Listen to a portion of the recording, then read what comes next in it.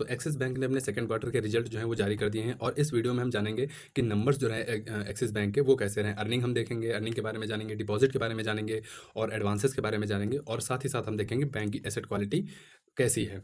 तो ये वीडियो सिर्फ और सिर्फ जानकारी के लिए ही बन रहा है और इसमें बाई या सेल का कोई भी रिकमेंडेशन नहीं है। तो सबसे पहले हम देखेंगे ऑपरेटिंग रेवेन्यू, यानी कि ओवरऑल जो बैंक की इनकम रही वो कितनी रही है। नंबर्स जो हैं वो करोड़ में दिए गए हैं, तो मैं आपको बताता हूँ। देखिए ये सेकंड क्वार्टर के नंबर हैं, आप इन पे नजर मारिए।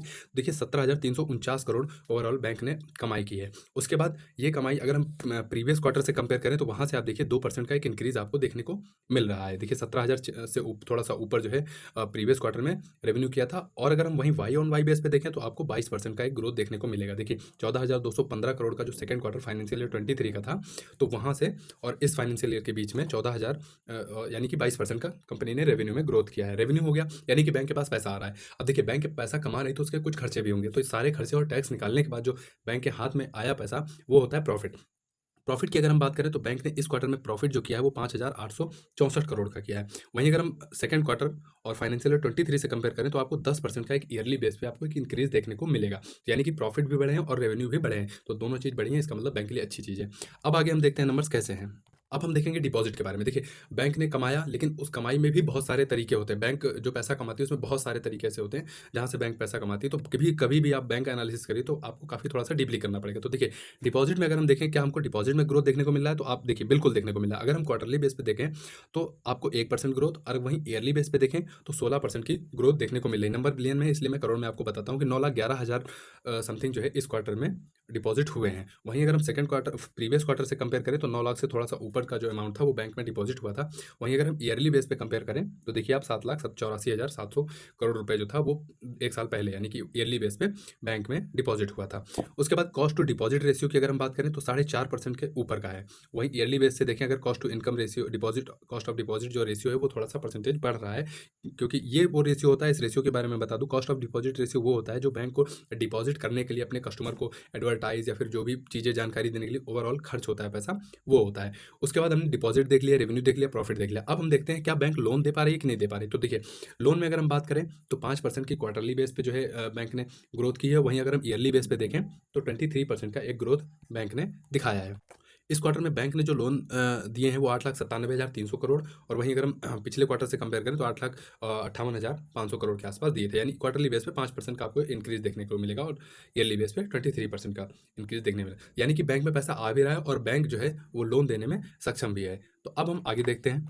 अब हम देखेंगे कॉस्ट ऑफ फंड रेशियो। देखिए ये fund ratio, cost of fund ratio जो होता है बैंक का ओवरऑल डिपॉजिट लोन पूरा ओवरऑल जो फंड पे पैसा खर्चा होता है वो कितना हो रहा है। तो 5% से ऊपर का जो है कॉस्ट ऑफ फंड रेशियो है, परसेंटेज, यानी कि 5% से थोड़ा सा ऊपर जो है बैंक को खर्च करना पड़ता है अपने ओवरऑल फंड को मैनेज करने के लिए। ये देखिए आप क्वार्टरली बेस पे बढ़ रहा है। देखिए बैंक अगर ग्रोथ करती रहेगी तो कॉस्ट ऑफ फंड रेशियो का बढ़ना एक लाजमी है, क्योंकि भाई जितना आप डिपॉजिट लोन ये सब जितना बड़ा अमाउंट मैनेज करेंगे तो उतना ही ज़्यादा आपको खर्च करना पड़ेगा। तो ये भी बढ़ रहा है, ठीक है। उसके बाद हम देखेंगे निम्स के बारे में, यानी नेट इंटरेस्ट मार्जिन कितना है। तो इस क्वार्टर में अगर जो हम देखें बैंक का नेट इंटरेस्ट मार्जिन देखिए आप 4% से ऊपर है। वहीं अगर हम फर्स्ट क्वार्टर से कंपेयर करें तो आप देख पा रहे हैं कि लगभग थोड़ा सा इंक्रीज यानी कि फ्लैट ही रहा है नेट इंटरेस्ट मार्जिन जो रहा है। देखिए ये देखिए तो फ्लैट ही रहा है। तो नेट इंटरेस्ट मार्जिन 4 से 6% या 3 से 6% एक बैंक के होना एक हेल्दी बैंक में माना जाता है कि 4 से 6% या 3 से 6% एक नेट इंटरेस्ट मार्जिन होना चाहिए। तो नेट इंटरेस्ट मार्जिन भी हमको ठीक ठाक दिख रहा है।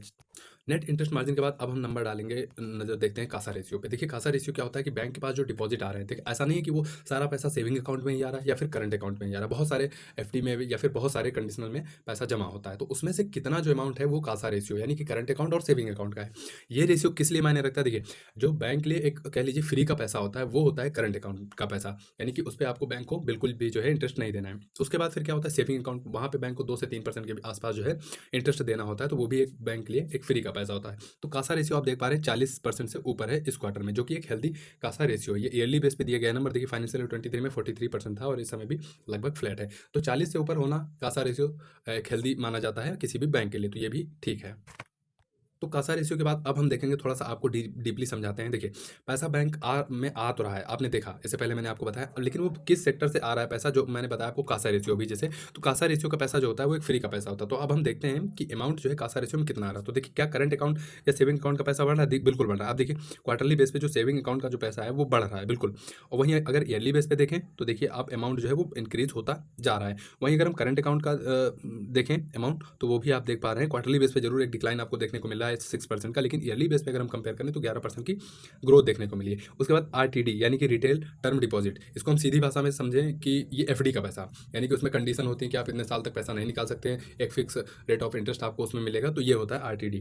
तो वो भी आप देखिए 13% ईयरली और 4% जो है क्वार्टरली बेस पे इंक्रीज हो रहा है। उसके बाद एनआरटीडी जो होता है, यानी कि नॉन रिटेल टर्म डिपॉजिट जो होता है, वो इंस्टीट्यूशनल जो बड़े बड़े कारपोरेट इन सबका जो होता है वो पैसा होता है, वहाँ भी आपको एक इंक्रीज देखने को मिलेगा।